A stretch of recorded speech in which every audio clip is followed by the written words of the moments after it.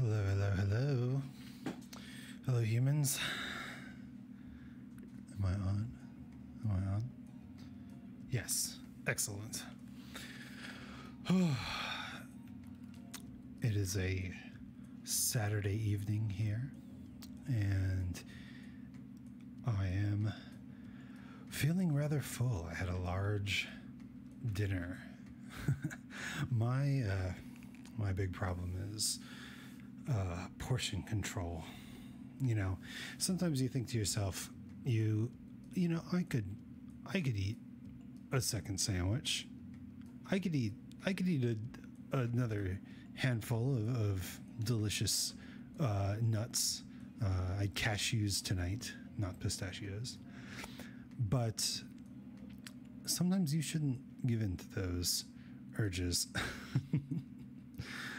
And yet the hunger beforehand just takes over. And before you know it, you're making yourself a second sandwich or opening up that bag of snacks again and just really indulging. You're indulging yourself. Is it wrong, so wrong to be hedonistic in a world where, you know, we get so few pleasures in life? Maybe. Hedonism is nice and all. But I want that very slim and toned chimera bod.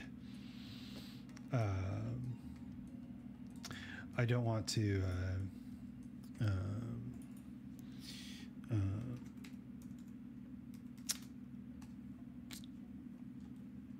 I don't want to get all you know, overly rotund, which takes work. I mean, I'm running and I'm trying to eat less. What else can you do? I'm trying that intermittent fasting sort of thing. 8 hours of eating, not 8 hours of continuous eating, but, you know, 8 hours of food, 16 hours of not food, kind of avoiding late night snacks. I think that helps. Well, it's all about calories in and calories out. And I think that, yeah, I mean, that's as good a way as any, right? Plus, there's no humans here in the human world. There's plenty of humans. There's no human restaurants. There's plenty of human restaurants. There's no restaurants that serve human. And I did mention I've sworn off eating human, but it's very important to recognize that even if you say that you're going to do something, it's very normal to give into temptation every now and again. I can't say I've never eaten a human. I didn't know who they were. I didn't know that I was doing it at the time. Actually, I was pretty young. But that's okay. Intention is more than just putting ideas into words. It's accompanied by action. And I think if your intentions are good, then your actions will flow from those intentions. Hopefully. If you have integrity, getting pretty deep in here. I had a big dinner and I'm very full, and things are happening. But I am excited to get exploring human culture today. Last time we were looking at profanity, and we kept coming back to the works of James Joyce. I don't know why, but I suppose sometimes Wikipedia just has these kind of little spirals, traps in it that you get stuck in, and all of a sudden you're delving into a particular topic that you didn't even realize that you were interested in, which I love that. I love learning about new little things. I love finding out that I'm interested in something. From last stream, I really want to now go read more Samuel Beckett. But that's not today. We'll discuss the works of Samuel Beckett another day, or maybe today. I don't know where this Wikipedia rabbit hole is going to lead us, but I'm sure that we're going to start at James Joyce. So let's go. All right. James Joyce. James Augustine Aloysius Joyce. Why don't they have pronunciation? Is this is that not common in English words? Aloysius. James Augustine Aloysius Joyce. He lived from 1882 to 1941. Was an Irish novelist, short story writer, poet, teacher, and literary critic. Let's see, modernist avant-garde sort of works. And he's best known for Ulysses, a landmark work in which the episodes of Homer's Odyssey are paralleled in a variety of literary styles, most famously stream of consciousness. That's pretty cool. I have heard of James Joyce's Ulysses. I did not know what it was about.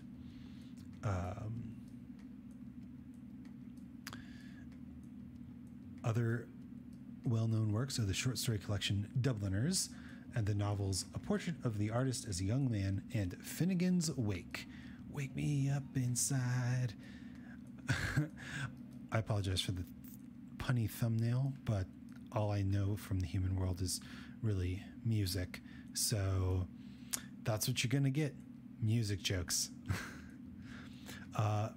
His other writings include 3 books of poetry, a play, his published letters, and occasional journalism.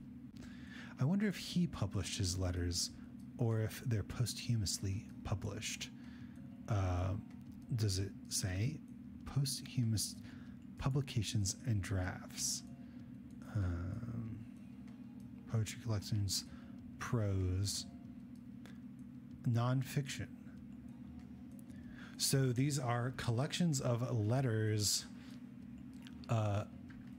collected by Stuart Gilbert and Richard Ellman, released after his death.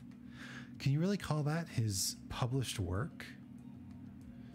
I mean, maybe he might have expected that the person he wrote those letters to would treasure them and want to maybe even share them, but I don't know. Are we really so thirsty for James Joyce related content that Stuart Gilbert and Richard Ellman will posthumously publish the letters that he sent other people? I guess so. All right, let's read about James Joyce. Joyce was born into Dublin into a middle-class family. A brilliant student, he briefly attended the Christian Brothers-run O'Connell School before excelling at the Jesuit schools Clongowes and Belvedere. This is an extremely British Isles person. Despite the chaotic family life imposed by his father's unpredictable finances, he went on to attend University College Dublin. In 1904, in his early 20s, Joyce emigrated to continental Europe with his partner and later wife, Nora Barnacle. What a wonderful name. Nora Barnacle. Oh, the first thing they say is that she was his muse. That's very sweet. Barnacle and Joyce had their first romantic assignation.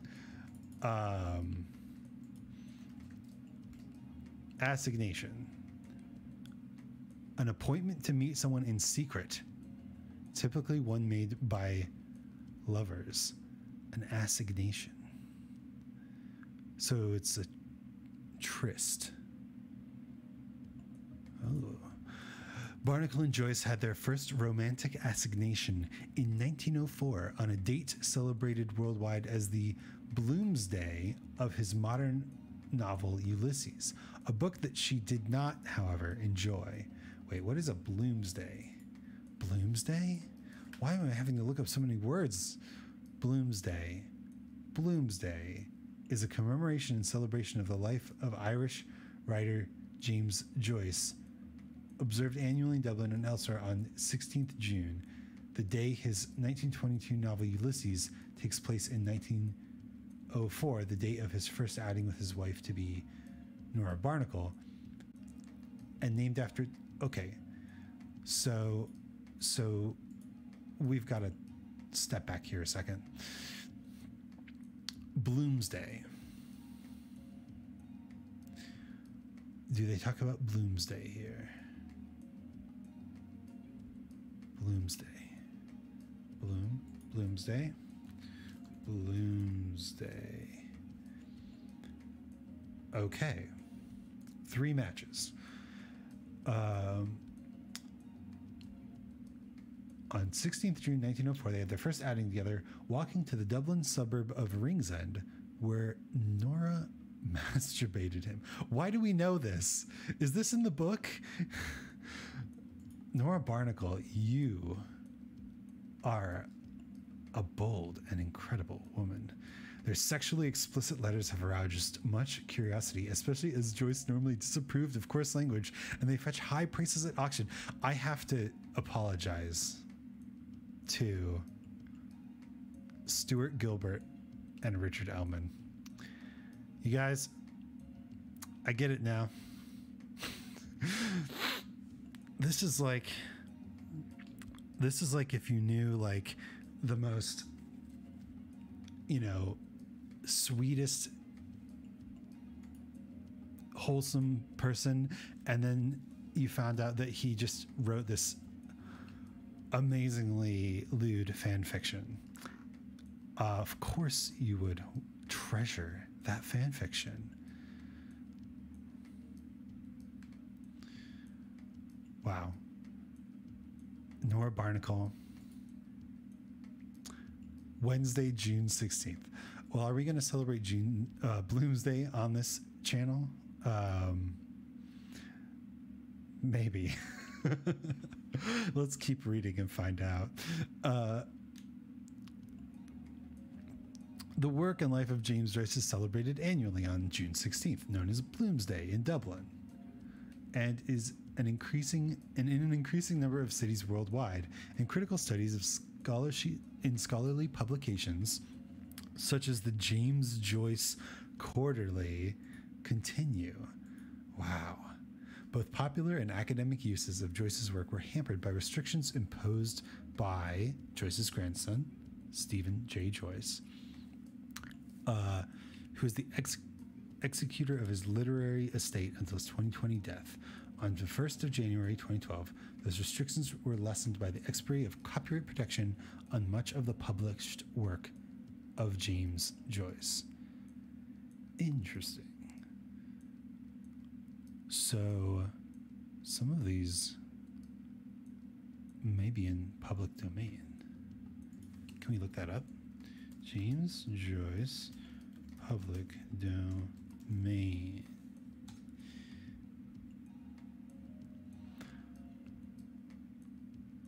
Oh, at the end of this year?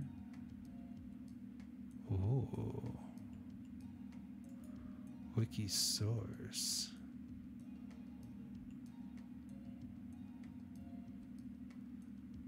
Okay. Ulysses is in the public domain.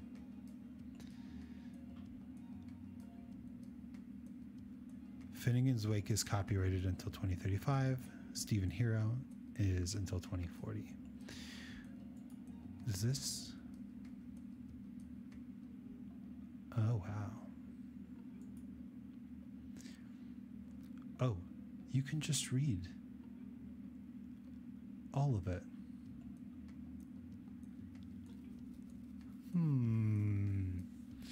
Are we going to turn this into a James Joyce reading stream?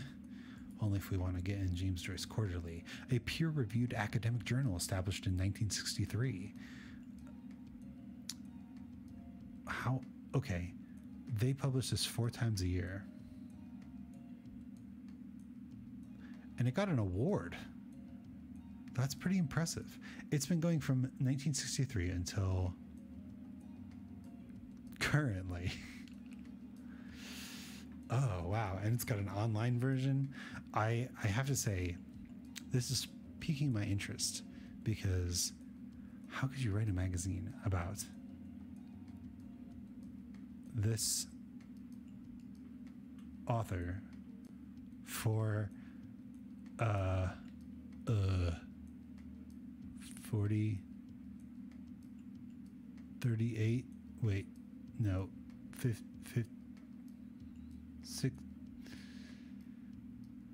58 years? 58 years. Incredible.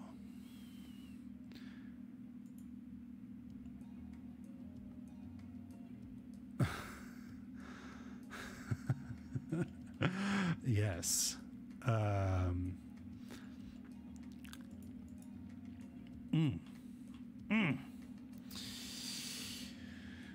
Nora Barnacle. They lived in Trieste, Paris, and Zurich. Although most of his adult life was spent abroad, Joyce's fictional universes center in Dublin and are populated largely by characters who closely resemble family members, enemies, and friends from his time there.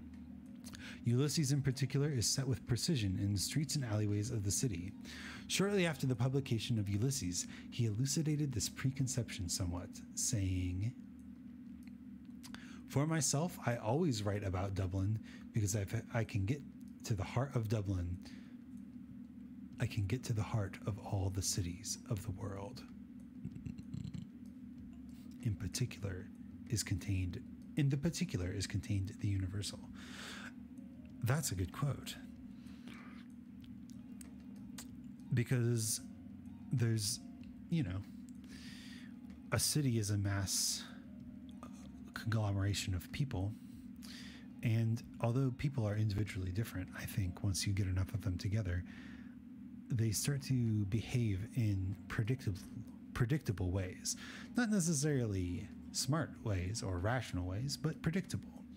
And by writing what you know, being genuine to yourself, exploring reality, you can touch on things that many people experience.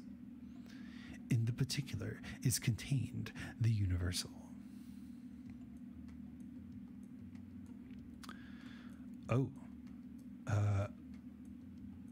He was afraid of dogs and thunderstorms.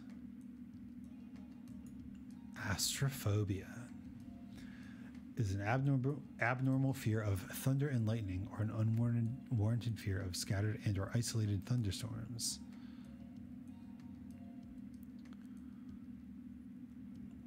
These are, so it's not just fear that you'll be struck by lightning. It's kind of like a panic attack when a storm happens.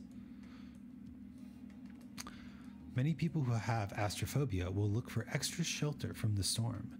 They might hide underneath a bed, under the covers, in a closet, in a basement, or any other space where they feel safer. Efforts are usually made to smother the sound of the thunder. The person may cover their ears or curtain the windows.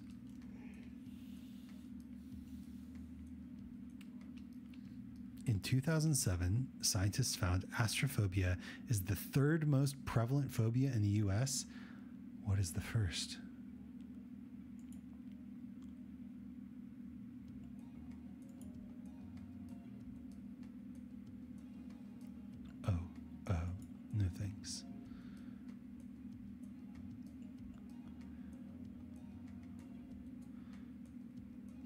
They're citing an intro to psychology textbook.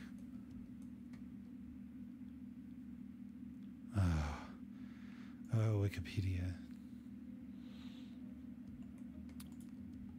List of phobias. A phobia is a irrational, abnormal, unwarranted, persistent, or disabling fear as a mental disorder. Agoraphobia, the fear of places, wide open places, places where they feel unsafe with no easy way to escape. I've heard people say that they believe that after being isolated or quarantined for pandemic for so long, they may develop mild agoraphobia. Interesting. Ooh, phobias run in families? Let's keep reading.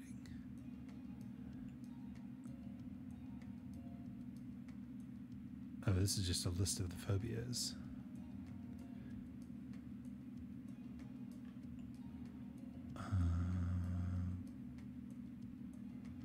Is there...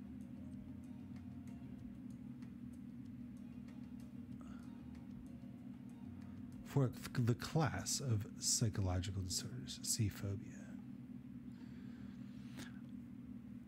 A phobia is a type of anxiety disorder defined by a persistent and excessive fear of an object or situation. What causes phobias? Environmental. Rockman.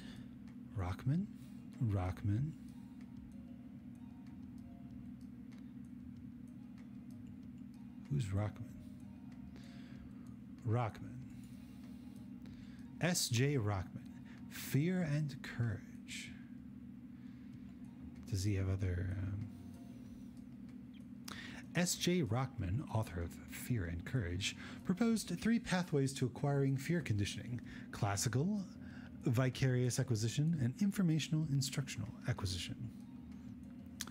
Much of the process in understanding the acquisition of fear responses and phobias can be attributed to classical conditioning, or the Pavlovian model. When an averse stimulus and a neutral one are paired together, for instance when an electric shock is given in a specific room, the subject can start to fear not only the shock but the room as well.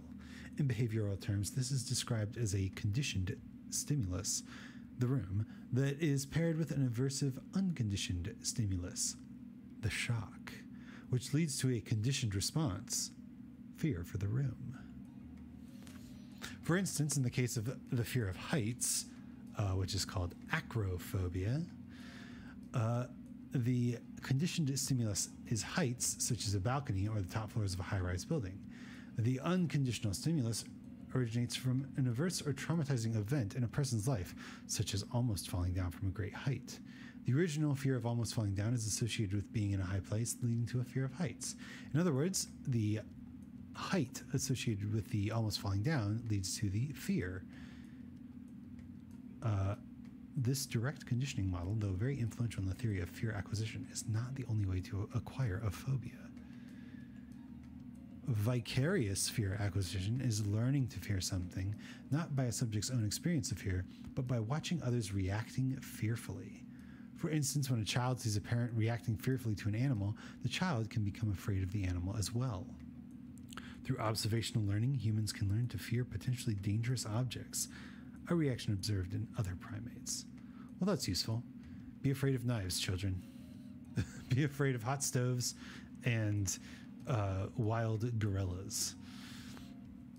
In a study focused on non-human primates, results showed that the primates learned to fear snakes. Good choice. Fearing snakes is very important. At a fast rate after observing parents' fearful reactions. An increase in fearful behaviors was observed as the non-human primates continued to observe their parents' fearful reaction.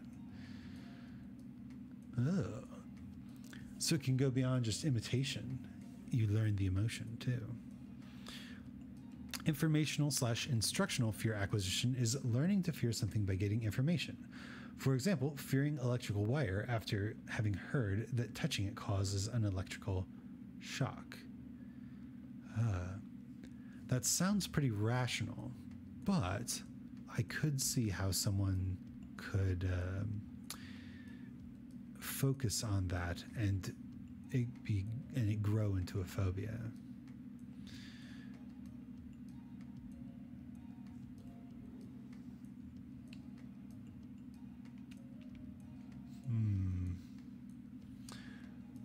Cognitive behavioral therapy. Oh, mindfulness. Yes, I've heard of this. Desensitization treatment and CBT are often successful provided the person is willing to endure some discomfort. In one clinical trial, 90% of people were observed to no longer have a phobic reaction after successful CBT treatment. Hypnotherapy. It seems like they listed these from most common to least common, maybe. Hypnotherapy can be used alone and in conjunction with systemic desensitization to treat phobias. Through hypnotherapy, the underlying cause of the phobia may be uncovered. Oh. So not necessarily treating the anxiety, but finding the root memory. The phobia may be caused by a past event that the person does not remember, a phenomenon known as repression. The mind represses traumatic memories from the conscious mind until the person is ready to deal with them. Hypnotherapy may also eliminate the conditioned responses that occur during different situations. People are first placed into a hypnotic trance, an extremely relaxed state in which the unconscious can be retrieved. This state makes people more open to suggestion, which may help bring about the desired change. Consciously addressing old memories helps individuals understand the event and see it in a less threatening light. Interesting.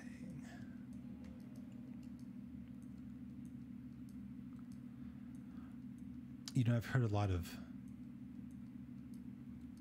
strange and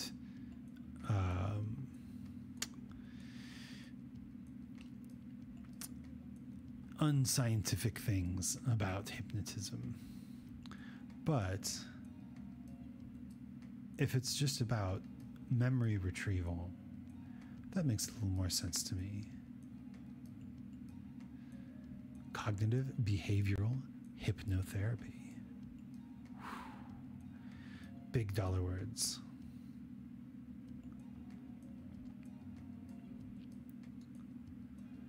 Oh, wow.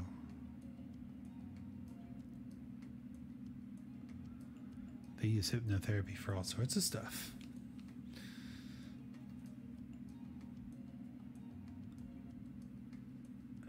Oh, and you even have qualifications. In the United Kingdom, the Department for Education and Skills developed national occupation standards for hypnotherapy.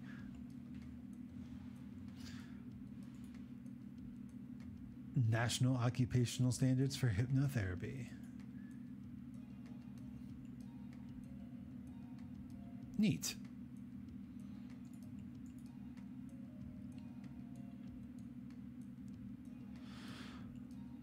What do we have here? Now, some of this is getting into interesting stuff.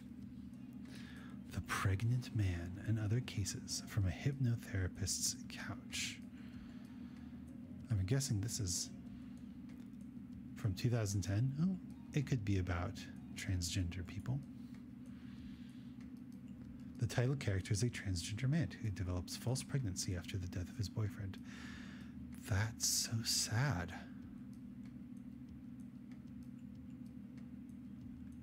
This might be one of those sad books.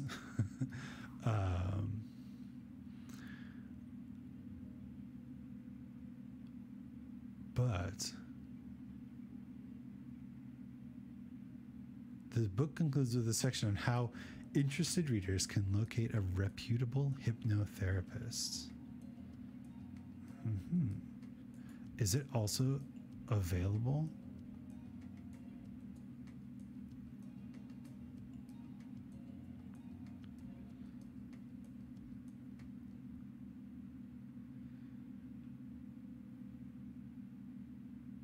Interesting. You know, I watched. I've been in the human world for a little longer. It took me a while to think of starting my own YouTube channel, and I watched the Unis Honest streams from Markiplier and Crank Gameplay, and they actually had an episode on hypnotherapy. Obviously, it's not there anymore because that was part of their experiment. But it was a very interesting episode. And, you know, hypnotherapy. This article may present fringe theories without giving appropriate weight to the mainstream view. Oh, very controversial. If I was allowed to be an editor of Wikipedia, which I am not allowed to be an editor of Wikipedia. I have to use a VPN, and they don't like that. But this would not be an article that I would want to touch. Let's see. All right. He suffered from 2 different phobias, cynophobia and astrophobia. In 1891, Joyce wrote a poem on the death of Charles Stewart Parnell. Who is Charles Stewart Parnell? An Irish nationalist politician. He's a good political party organizer. One of the most formidable figures in parliamentary history.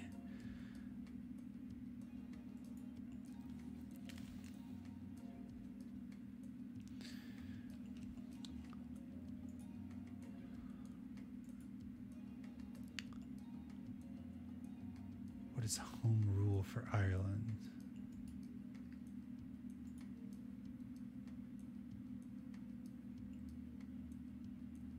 The Irish Home Rule movement was a movement that campaigned for self-government, or home rule, for Ireland within the United Kingdom and Great Britain. Isn't this still happening?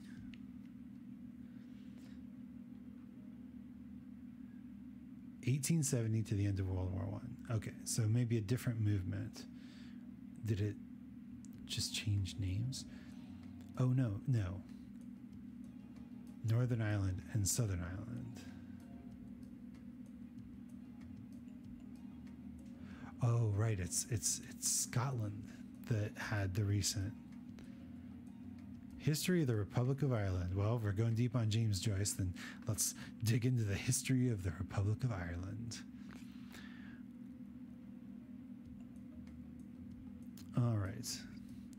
The Irish state came into being in 1916 as the 32-country Irish Republic.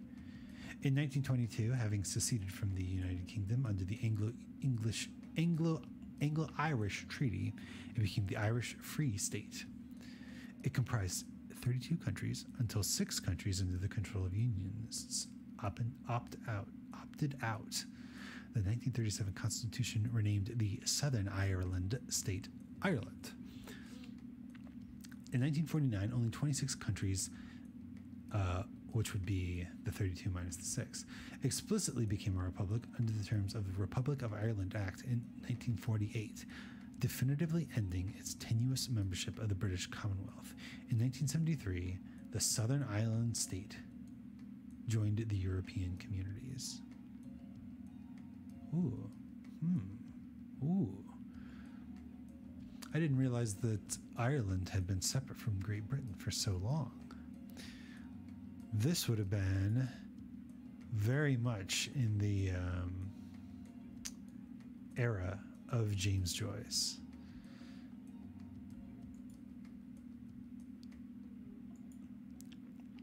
His father was angry that they weren't able to break off from England. And it seems that is still a strong sentiment in Ireland. not wishing to be part of England as it is. Well, England doesn't want to be a part of anything, so I guess everyone's getting what they want.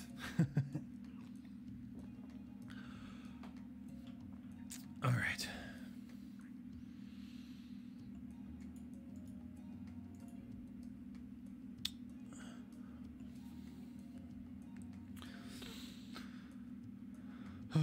Let's see.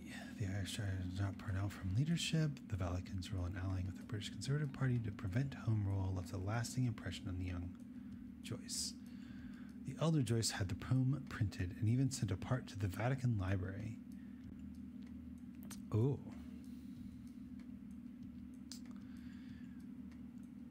So he was born in 1882, and in 1891, aka when he was 9 years old, he wrote a poem about a politician, and they sent it to the Vatican. I guess this is how you know that your kid is going to grow up and be an author, when he's writing poems that are worthy to be sent to the Vatican at age 9. In 1893, John Joyce, his father, yes, was dismissed with a pension, beginning the family's slide into poverty caused mainly by his drinking and financial mismanagement. I hope they don't make too much. I hope they're not too hard on him at Bloomsday every year. All right, education. When his mother was diagnosed with cancer, his father sent a telegram that read, "Another dying, come home, father." This was when he was in Paris. Okay, let's start from the beginning. Joyce enrolled at the recently established University College Dublin in 1898, studying English, French, and Italian. Interesting. He became active in theatrical and literary circles in the city. In 1900, his laudatory review of Heinrich Ibsen's When We Dead Awaken was published in the Fortnightly Review. That is an incredibly prestigious sentence. Laudatory review in the Fortnightly Review. It was his first publication, and after learning basic Norwegian to send a fan letter to Ibsen, he received a letter of thanks from the dramatist. Oh, now, if you ever want to learn a language, there's a good reason. Learn a language so that you can write your heroes from other countries. Fan letters. Joyce wrote a number of other articles and at least 2 plays, since lost, during this period. Nobody wants to listen to the college plays, although it is James Joyce's college plays.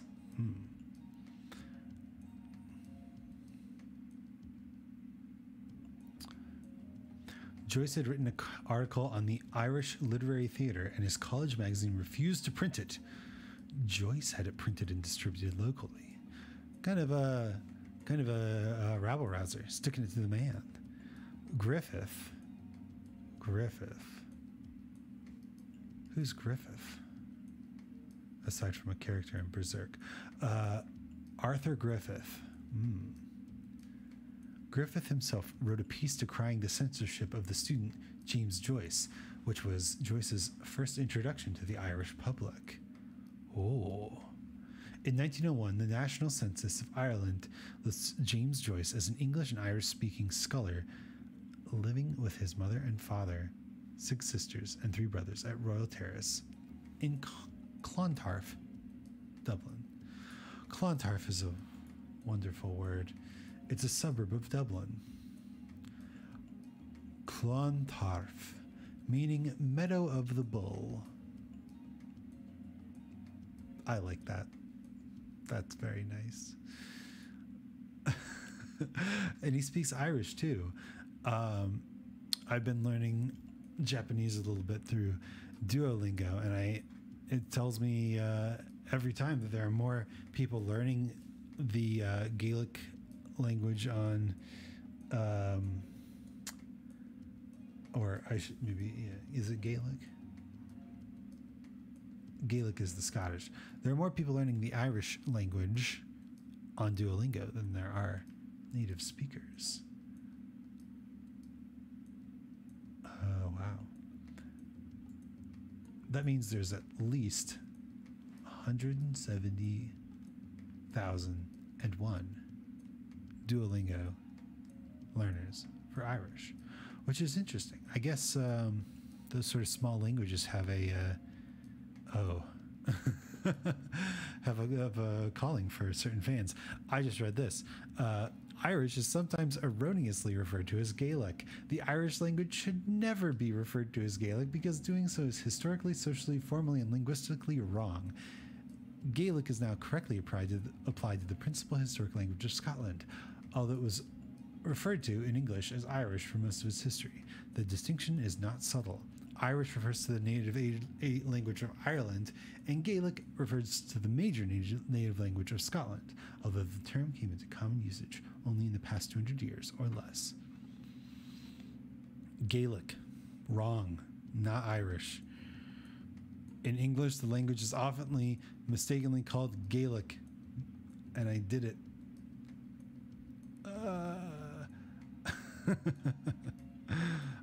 But let's learn about Scottish Gaelic. Scottish Gaelic. Scottish Gaelic is not an official language of the United Kingdom. However, it is classified as an indigenous language. Interesting. I mean, that is more or less exactly what an indigenous language would be. فاتي سمش يعني ترمت مخكول شناس كانت يسنى هرية همي إلى تبنير نهلابه نير هو نهلابه همي في بس نهون غلاسكو عشان شاخ بريلنش أخ خذ مي شاخت خذ فورج مبيه كيدي سوس كيو أسنى هرية خمي جن سكولا نهين خمي جن نولي سكولاشين Sounds so cool. أنا اليوس Dus en ik ben nog eens morgen helpen, nu dat we mij ook brengen. Dus en ik iedereen de weer naar heel van Noorsen. It's very interesting because he sounds. You can tell that the language has similar roots to English, because he's using the same kind of emphasis and sounds. But they're just all different. I wonder if that's how English sounds to someone who has no idea what someone would be saying in English. Interesting. Does it say how many people speak it currently? Oh, even less people than Irish. There are revival efforts. Between 2001 and 2011, the number of speakers of the language under age 20 did not decrease. Interesting. Wonder if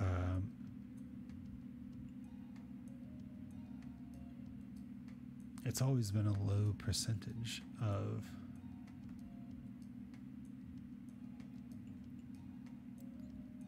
Gaelic speakers in Scotland.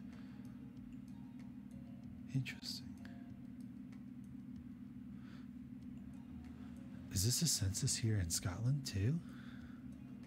I believe it's a census here in the US. Or was that last year?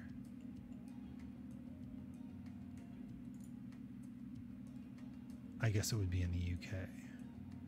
Census. A census of the population. Census.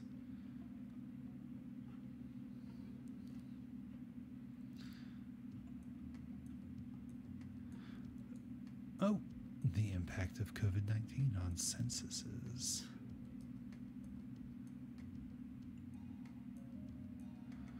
Language and censuses. Many countries and national censuses currently enumerate or have previously enumerated their populations by languages. Hey, this is exactly what we were looking at. Great Britain, United Kingdom, Great Britain, Ireland, Britain. Why don't I see them?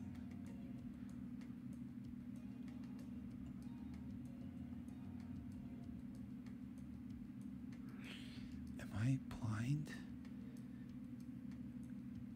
Where? Okay, well, Ireland. Can you speak Irish? And if yes, whether the respondent spoke Irish daily within the education system, daily outside the education system, weekly, less often, or never? Do you speak a language other than English or Irish at home? How well do you speak English?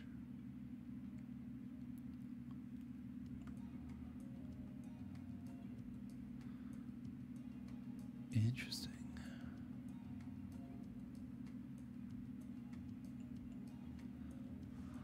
All right. So we've learned something.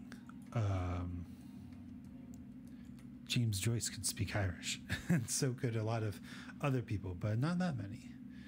It's not a universally known language.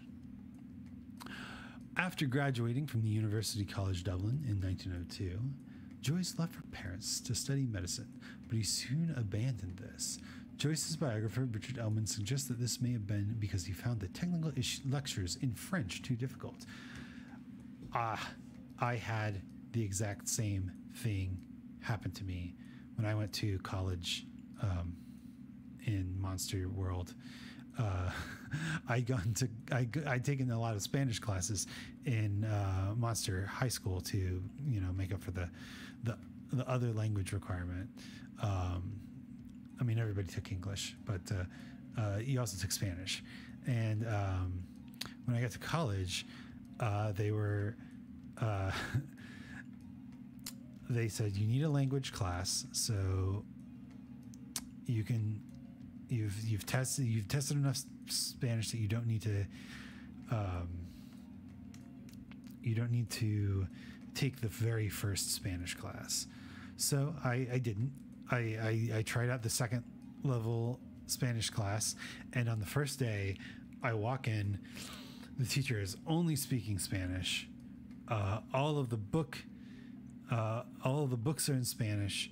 All of the papers are in Spanish, and I just thought to myself, there's no way. So I switched classes. I instead of doing Spanish language classes, I did Latin American culture classes for my language requirement, which turned out to be way more interesting. You learn all about the different cultures in Latin America, South America, monster cultures, monster South America.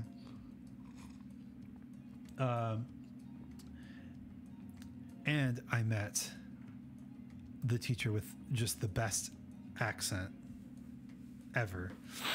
His name was Francisco. Constantly ask the class, do you have any questions?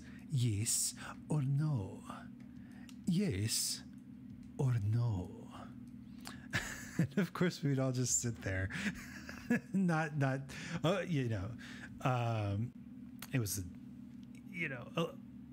It was a required course, so there were like 30 of us, and none of us were actually studying anything to do with Spanish or Latin American culture, because all the people who were actually studying Latin American culture probably weren't going to college in Midwest Monster America, or they were in more complicated classes. But there was one time where he instituted a rule that we had to ask questions. We had to ask a question. I think it was because we were doing presentations for each other, so he wanted us to stay engaged. So he said, after someone completed their presentation, he said, "Does anyone have any questions? Yes or yes?" And he actually became the inspiration for the voice of my very first RPG character.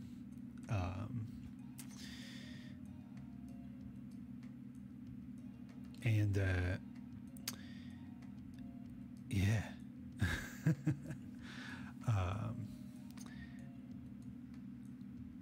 Let's get back to this. I can understand, though. Lectures in another language, very difficult. Joyce had already failed to pass chemistry in English in Dublin, claiming ill health as the problem, and wrote home that he was unwell and complained about the cold weather. He stayed on for a few months, appealing for money his family could ill afford, and reading late in the Bibliothèque Sainte-Geneviève, the St. Genevieve Library. When his mother was diagnosed with cancer, his father sent a telegram that read, "Another dying. Come home, father."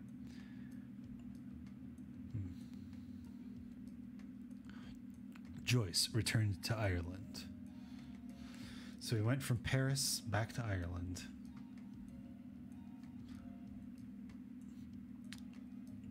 Fearing for her son's impiety, his mother tried unsuccessfully to get Joyce to make his confession and take communion. Wait, was he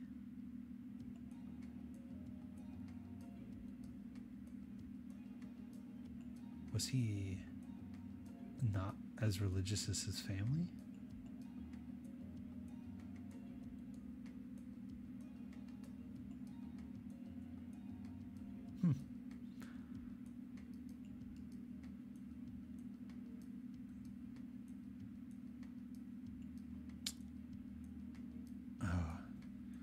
This is getting real sad.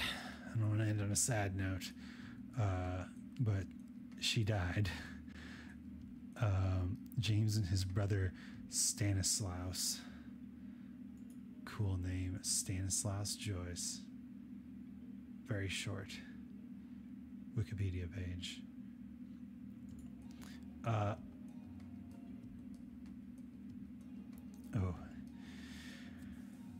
Stanislaus. Wait, is this about Stanislaus? No, this is about Joyce. After his mother's death, he continued to drink heavily, and conditions at home grew quite appalling. He scraped together a living reviewing books, teaching and singing.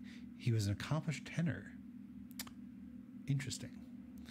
And won the bronze medal in the 1904 Festival, which is an Irish music festival.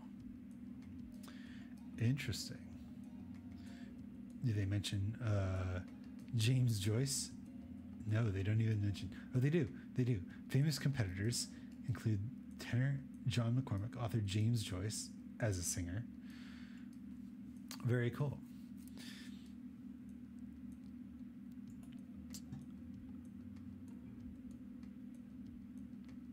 All right. Well, we have spent the entirety of this stream not talking about Ulysses or Finnegan's Wake, Me Up Inside.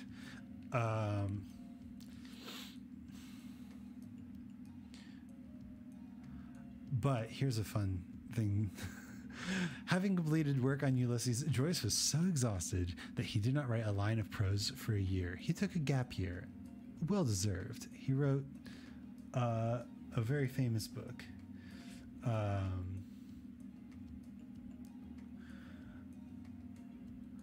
On March 10th, 1923, he informed his patron, Harriet Shaw Weaver, "Yesterday I wrote 2 pages, the first I have since the final yes of Ulysses. Having found a pen, with some difficulty I copied them out in a large handwriting on a double sheet of foolscap.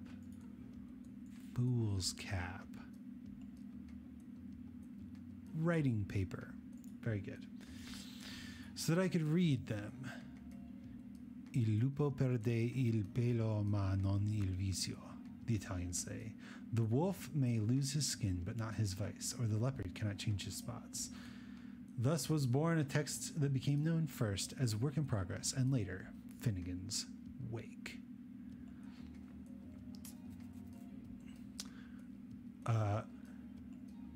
Much of the wordplay in the book stems from the use of multilingual puns.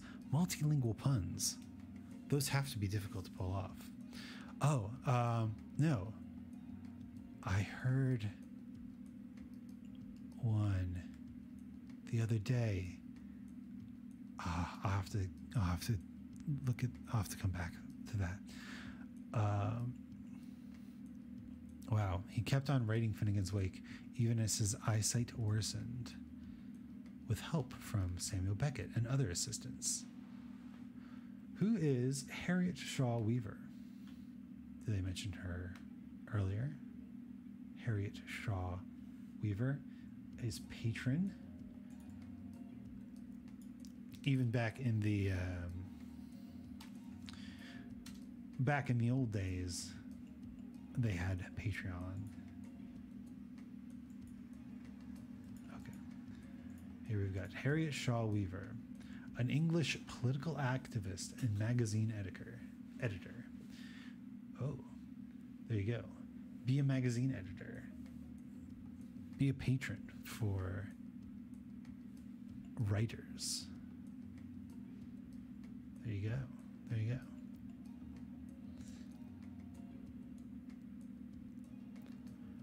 Oh, gosh, we just keep. This guy's life is pretty tragic. Weaver continued to give considerable support to Joyce and his family, approaching £1 million in 2019 money. But following her reservations about his work that was to become Finnegan's Wake, the relationship became strained and then virtually broken. However, on Joyce's death, Weaver paid for his funeral and acted as his executor. James Joyce. James Joyce. What have we learned about James Joyce? He had a great night in 1904. He wrote a few books. He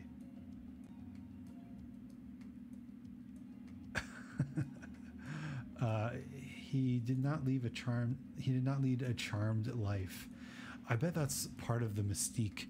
I mean, they still have. There's a whole section on his religious views. Not a very religious person, it seems. But certainly a complex man with some saucy letters. Well, I now know more about James Joyce than I did before this evening, and about Nora Barnacle, his wife, and great first date. I don't even know. Was that their first date? Oh, she's so forward. But look, if you nab an author, gotta get there. Be the muse. Be the muse. And we learned that June 16th is Bloomsday. Bloomsday. Perhaps we'll celebrate Bloomsday by, I don't know, reading a short story from Dubliners, or maybe all of Ulysses, or I think, isn't Finnegan's Wake? It's very long, I think. But perhaps something shorter. Anyway, that's been the James Joyce stream. If you'd like to know more about James Joyce, then maybe go check out James Joyce Quarterly, an award-winning magazine that's been published for over half a century. My name is Isaac Anzu, and I will see you next time.